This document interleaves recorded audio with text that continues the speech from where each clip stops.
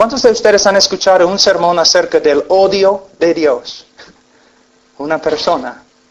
Son 2, 3. Qué bien. El odio de Dios. Una vez enseñando sobre el odio de Dios, una mujer se levantó y dijo, pero Dios no puede odiar. ¿Por qué? Porque es amor. Entonces no puede odiar. Algunos de ustedes probablemente piensen lo mismo. Pero primeramente vamos a ir un ratito a las Escrituras para ver que de verdad Dios odia. Salmos 5:5.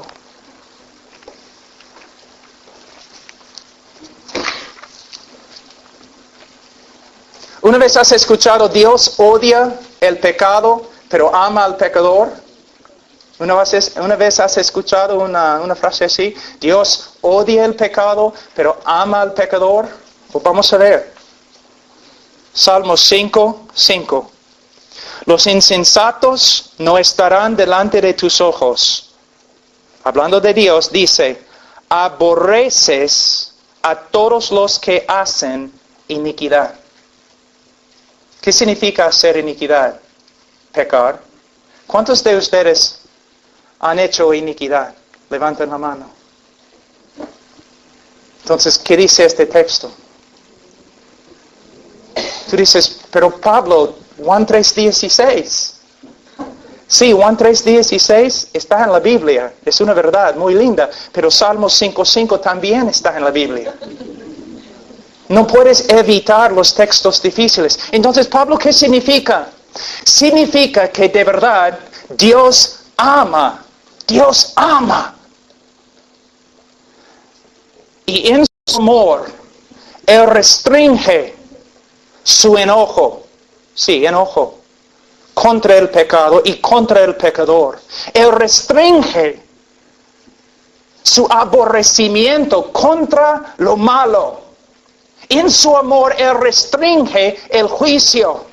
Y en su amor, Él ha actuado para salvar al pecador por medio de la muerte de su Hijo. Pero si rechazas al Hijo, si no vienes al Hijo, entonces solamente te queda el odio y el aborrecimiento de Dios. Dios es un Dios justo. Y Él odia la maldad. En amor, Él restringe su juicio. Él envía a su Hijo. Y Él espera y espera con paciencia al pecador. Pero un día, si el pecador ignora el amor de Dios y dice, no me importa, un día solamente espera al pecador la ira de Dios, que es un resultado de su justicia, de su odio, de su aborrecimiento, de su enojo contra la maldad. ¿Es cierto? Ahora, a veces un alumno o una persona se levanta y dice, pero no es justo hablar del odio de Dios o del aborrecimiento de Dios o el enojo de Dios. ¿Cómo puede ser que Dios aborrece? Bueno, primeramente se encuentra en las Escrituras. Pero segunda, hay otra cosa que tienes que entender.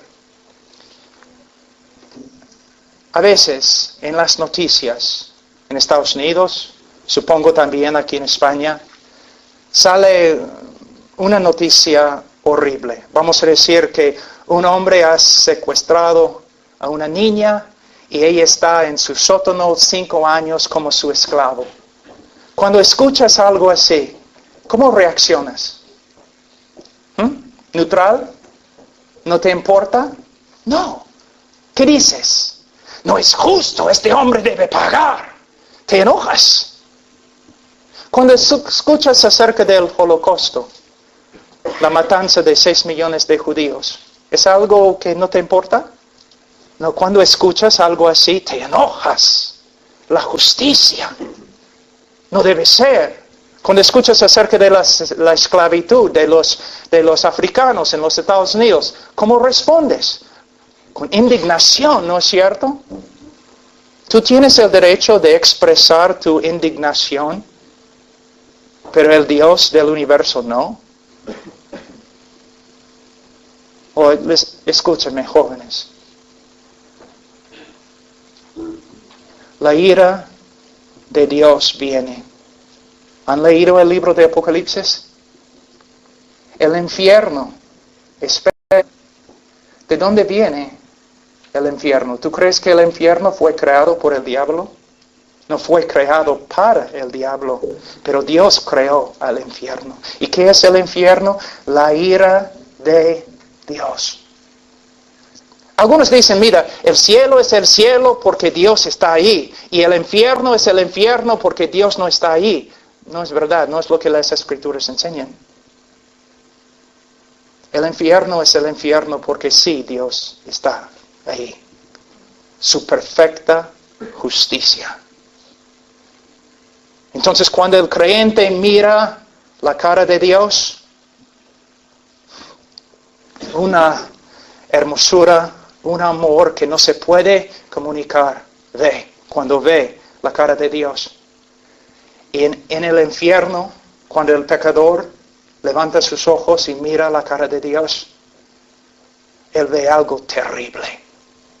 Y la justicia perfecta de Dios. Un ratito, vamos simplemente a Hebreos, un ratito. Capítulo 10, versículo 26. La Biblia dice, Hebreos 10, 26, y es la Biblia, porque si pecaremos voluntariamente después de haber recibido el conocimiento de la verdad, ya no queda más sacrificio por los pecados, sino una horrenda expectación de juicio y de hervor, de fuego que ha de devorar a los adversarios. El que viola la ley de Moisés por el testimonio de 2 o de 3 testigos muere irremisiblemente. ¿Cuánto mayor castigo pensáis que merecerá el que pisoteare al Hijo de Dios y tuviera por inmunda la sangre del pacto en la cual fue santificado e hiciera afrenta al Espíritu de gracia? Pues conocemos al que dijo, mía es la venganza, yo daré el pago, dice el Señor. Y otra vez el Señor juzgará a su pueblo. Now, el autor de Hebreos está escribiendo a algunos judíos que están pensando en dejar la fe cristiana.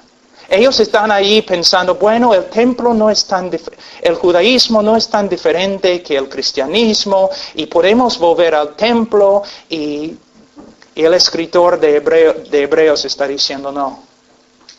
Ustedes ya tienen el conocimiento de Cristo. Y si dejan a Cristo, si dejan de esperar en Él, no queda más sacrificio.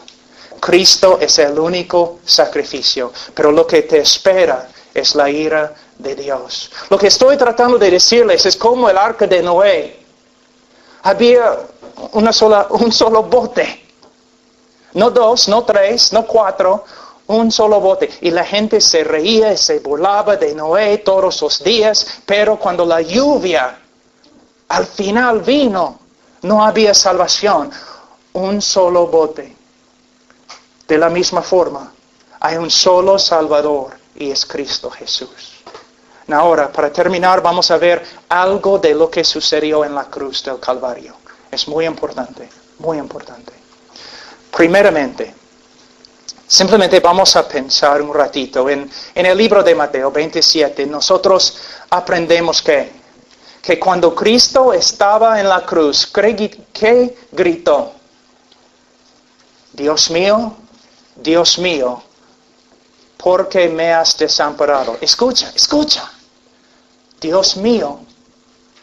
Cristo hablando a su Padre, Dios mío, porque me has desamparado. Fíjate, Él no dice, porque los romanos me han desamparado, o porque mi pueblo me ha desamparado. No, Él dice, Dios, Él pregunta, ¿por qué me has desamparado? Abandonado. La palabra puede traducirse así.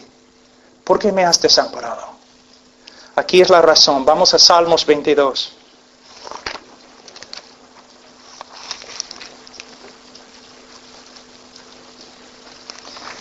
Versículo 1. Escucha lo que dice. Dios mío, ¿por qué me has desamparado? David está escribiendo, pero al final es una profecía acerca de la cruz del Calvario. Dios mío, ¿por qué me has desamparado? ¿Por qué estás tan lejos de mi salvación y de las palabras de mi clamor? Él dice, Dios mío, clamo de día y no respondes, y de noche y no hay para mí reposo. Es mío, clamo de día y no respondes, y de noche y no hay para mí reposo. Es su queja en la cruz, porque me has desamparado. Y ahora, presenta un argumento. Él dice, en versículo 4, en ti esperaron nuestros padres, esperaron y tú los libraste. Clamaron a ti y fueron librados. Confiaron en ti y no fueron avergonzados. Su argumento ante Dios es, en toda la historia de Israel, siempre has salvado al hombre justo. Pero yo, tu hijo, clamo desde la cruz del Calvario, porque me has desamparado. Él nos da la respuesta, versículo 3. Pero tú eres santo, versículo 6. Yo soy gusano. ¿Qué está diciendo? En los folletos, que son muy populares, ¿no? Tienen este lado, un precipicio y Dios. Otro lado, un precipicio, hombre. Y dice, el hombre no puede acercarse a Dios. Hay un abismo grande entre los dos. El hombre está aquí desamparado. ¿Por qué? Por causa del pecado. Para cerrar esta separación entre ti y un Dios justo, el Hijo de Dios tuvo que sufrir el abandono que tú mereces. Ante el trono de Dios, Dios debe rechazarte totalmente, absolutamente. Para salvarte, alguien tuvo que ser rechazado en tu lugar. Cristo, el Hijo de Dios. Ahora no tengo tiempo ni la capacidad en español, pero si tuviéramos tiempo, podríamos hablar de lo que pasó en la eternidad antes de la creación del mundo. Dios no creó al mundo porque tenía necesidad o porque sentía solo. Dios creó el mundo no por causa de una necesidad, sino por causa de su superabundancia. A través de toda la eternidad, una relación perfecta de amor entre el Hijo y el Padre. Y no necesitaban más. Una relación perfecta. Pero en la cruz, la relación fue rota. Él murió abandonado por su Padre. Ahora, la mayoría de ustedes no tienen hijos. Yo tengo hijos. Tengo que tener cuidado porque amo a mis hijos tanto que a veces tengo que tener cuidado que no sean ídolos en mi vida. Ay, cómo amo a mis hijos. ¿Abandonar a mi hijo? No. Yo muriera la peor muerte en la historia del mundo. Pero yo no voy a abandonar a mis hijos. A un hombre bueno, no voy a abandonar a mis hijos, ni por un hombre bueno, pero Dios. Su Hijo fue desamparado por Él para salvarte, porque para cerrar la brecha, alguien tenía que morir fuera de la presencia de Dios. En el libro de Levítico hay dos cabritos expiatorios, creo es la palabra. 2 cabritos. ¿Por qué? Porque había necesidad de mostrar 2 cosas acerca de la cruz. Un cabrito, ¿qué pasó? Fue matado. Cristo murió en nuestro lugar. El otro, los ancianos pusieron sus manos sobre su cabeza, simbólicamente poniendo su pecado, el pecado del pueblo, sobre este animal, y luego el animal fue suelto al desierto para vagar ahí, fuera del pueblo de Dios, fuera de las paredes de Jerusalén, fuera de su presencia favorable, para morir a solas. Cristo murió a solas, fuera de la presencia favorable de Dios. Y no solo esto, Dios, su Padre, lo aplastó. Toda la ira, todo el odio de Dios, de un Dios justo contra tu pecado, Cristo sufrió en tu lugar.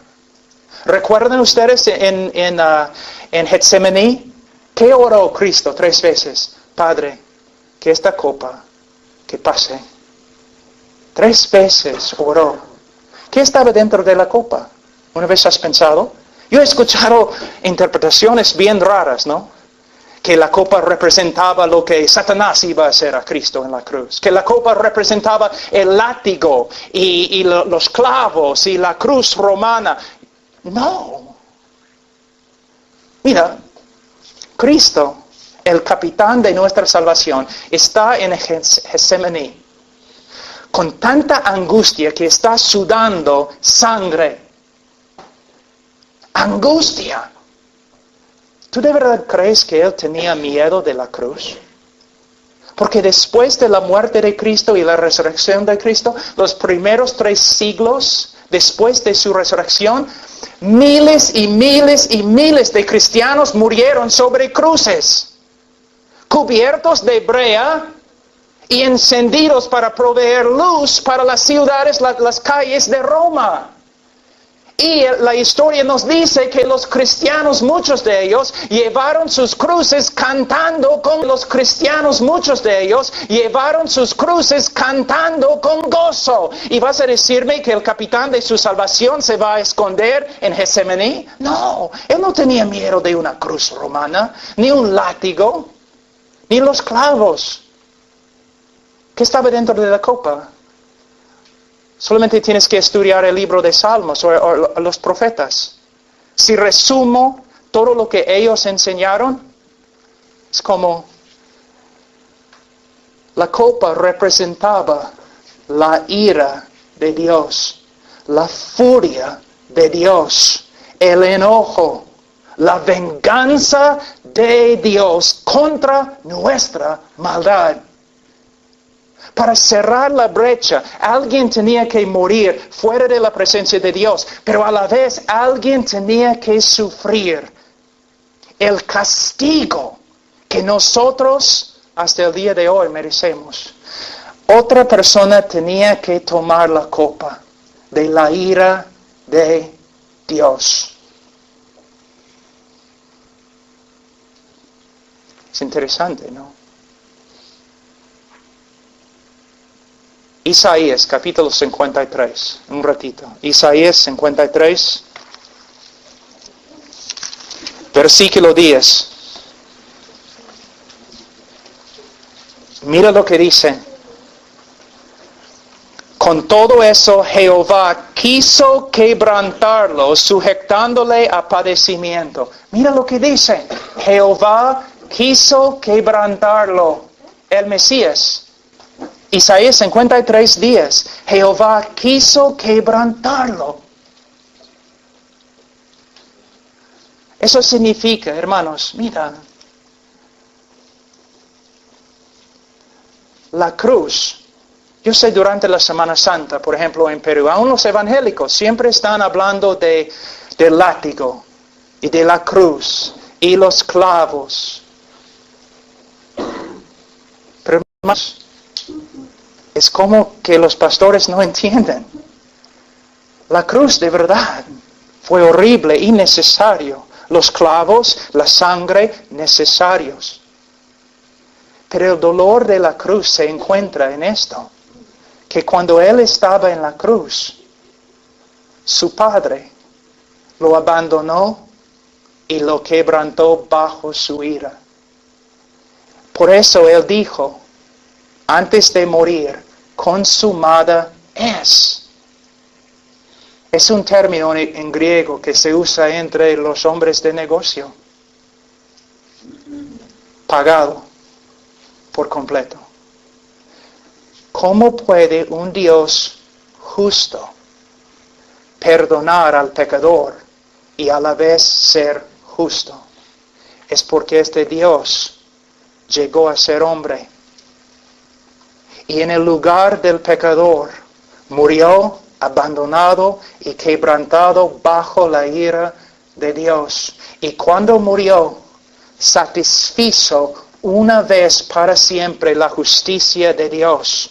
Y su justicia ahora satisfecha, su ira calmada. Hay paz. Cuando la Biblia dice que Cristo es nuestra paz, eso es lo que significa. Él es nuestra paz, porque Él sufrió la guerra, porque Él sufrió el dolor.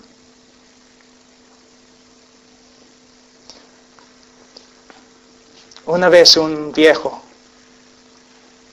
que se llamaba Abraham, Dios le dijo, Abraham, lleva a tu hijo. Mira lo que dice, lleva a tu hijo, tu único hijo, el hijo que amas, llévalo a la montaña, sacrifícalo. Entonces el hombre, obedeciendo la voluntad de Dios, ató a su hijo allí en el altar, agarró el cuchillo, sometió a la voluntad de Dios y iba a matar a su hijo. Pero antes de matar a su hijo, Dios le llamó y dijo, no, Abraham, ahora sé que me temes. Mira, hay un cordero. Y tú dices, ay, gloria a Dios. No, es una buena final, ¿no? A la historia. Pero no fue la parte final de la historia. Fue la intermisión, nada más. Porque miles de años después, el Hijo de Dios está atado sobre un altar. Y Dios agarra un cuchillo y pone su mano sobre su propio Hijo y lo mata. Alguien tiene que morir bajo la ira de un Dios justo, la ira que tú mereces. Y cuando murió, Él pagó la pena una vez para siempre. Y cuando la Biblia dice que el creyente es justificado ante Dios, significa que no solamente Dios, por medio de Cristo, ha pagado por todos mis pecados pasados, presentes y futuros, sino también significa que la vida perfecta que Cristo vivió, ahora pertenece a mí. Dios no solamente perdona al creyente, Dios viste el creyente en la vida perfecta de Jesús. Ahora, yo recuerdo después de convertirme en la Universidad de Texas, después de algunas semanas no escuché acerca de la necesidad de predicar el Evangelio. Y tú sabes cómo un creyente es, ¿no? Cuando es nuevo. Tengo que predicar. Entonces salí a la universidad y me paré ahí en la universidad con mis folletos y empecé a predicar a Cristo. Y la gente pensaba que yo había vuelto loco. Y mis amigos, viendo lo que yo estaba haciendo, vinieron y dijeron, Pablo, oye, ¿qué estás haciendo? Estás aquí todos los días ahora repartiendo folletos y hablando de Cristo. Mira cómo la gente se burla de ti. Las chicas se ríen de ti. ¿Qué estás haciendo? Y yo les pregunté, oye, ¿ustedes son cristianos? Y ellos, Claro, claro, somos cristianos, todos somos cristianos. ¿Se dan cuenta que Cristo murió en nuestro lugar? Sí, Pablo, todos saben esto, pero ¿qué? ¿Qué significa? Si Cristo murió por mí, ahora soy esclavo, no tengo opciones. Ahora no tengo ni una voluntad. Soy un esclavo. El amor de Dios. Cristiano, mira, algunos de ustedes se creen cristianos y no son cristianos. Es cierto.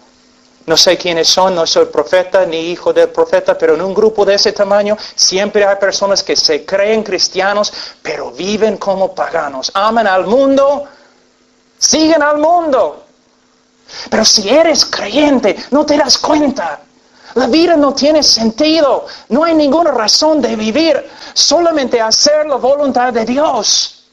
Después de 27 años siguiendo a Cristo, lo único que me entristece es que he dado casi nada a Él. Si pudiera vivir de nuevo, yo daría más. Ustedes son jóvenes. Y muchos de ustedes están viviendo para el mundo, viendo el mundo, siguiendo el mundo, actuando como el mundo. Aun cuando estoy predicando acerca de Cristo, ustedes están allí riéndose. Escuchar, sí, cuando la película, no, La Pasión, no salió y todos estaban yendo a ver la película, yo no podía ir. No es porque es una mala película, yo no podía ir. ¿Cómo voy a ver el que murió por mí? ¿Cómo voy a verlo en una pantalla? ¿Por qué? Porque es una realidad. De verdad murió por mí. Esto tiene que cambiar mi vida. Tiene que capturar toda mi vida. No, la riqueza, la fama, la reputación, ¿qué importa? Un día voy a pararme ante Dios. Y soy responsable por un don, un regalo tan grande que es Cristo. ¿Qué vas a hacer con Él? Mira, yo no soy un predicador enojado, no tengo nada en contra de ti, pero el amor de Dios me empuja. Joven, tienes que darte cuenta que puedes perder tu vida, y que todo, ninguna cosa tiene valor, ninguna cosa, solo Cristo. Y mañana cuando empezamos a hablar de la vida cristiana, yo les digo algo, que la vida cristiana no es un montón de reglas. La vida cristiana no es la moralidad o la ética. La vida cristiana es una respuesta a la persona y obra de Jesús. ¿Por qué amo a mi esposa? La base de mi amor para ella. ¿Por qué amo a mi esposa? Porque Cristo murió por mí. ¿Por qué amo a mis hijos? Cristo murió por mí. ¿Por qué no quiero mentir? Porque Cristo murió por mí. ¿Por qué quiero evitar el mundo y su inmoralidad y sensualidad? Cristo murió por mí. ¿Ves? Tu vida, tú vives entre dos días, joven. El día que Cristo murió por todo el mundo. Y el día cuando todo el mundo se va a parar ante Cristo y ser juzgado. 2 días. ¿No te das cuenta? Para algunos de ustedes quizás el cristianismo es solamente algo que han recibido de sus padres. Y quizás su cristiano es algo que ellos recibieron de tus abuelos. Quizás nunca has visto un cristianismo auténtico. Pero el cristianismo auténtico es una entrega total a Él y a su voluntad. ¿Qué me importa lo que piense el mundo? ¿Qué me importa su manera de vivir? ¿Qué me importa su opinión? ¿Qué me importa? Lo único que importa es que Cristo murió por nosotros. Cristo murió por nosotros. La más terrible muerte que ha sucedido en el mundo, en la historia. Cristo murió por nosotros. después de entregarme a Cristo para predicar. Era una lucha muy grande. ¿Por qué? Un día tuve que ir a una boda de un primo. Subí al avión, volé de Texas a Detroit, Michigan. Cuando llegué, su limusina es la palabra, un carro bien grande, una de sus limusinas, ¿no? Llegó a recogerme. Y fuimos a un lago donde tenía la fiesta, los botes y todo lo demás. Y yo estaba allí con toda mi familia, viendo la riqueza, así. Y pensando, sí, tengo que tomar una decisión. ¿Me quedo aquí con la posibilidad de todo esto? ¿O sigo a Cristo? Y empecé a llorar. La lucha era tan grande y salí y entré en un garaje, ahí donde guardaban sus carros. Y estaba allí llorando, Señor, yo tengo que tomar, mi vida depende de lo que hago ahora.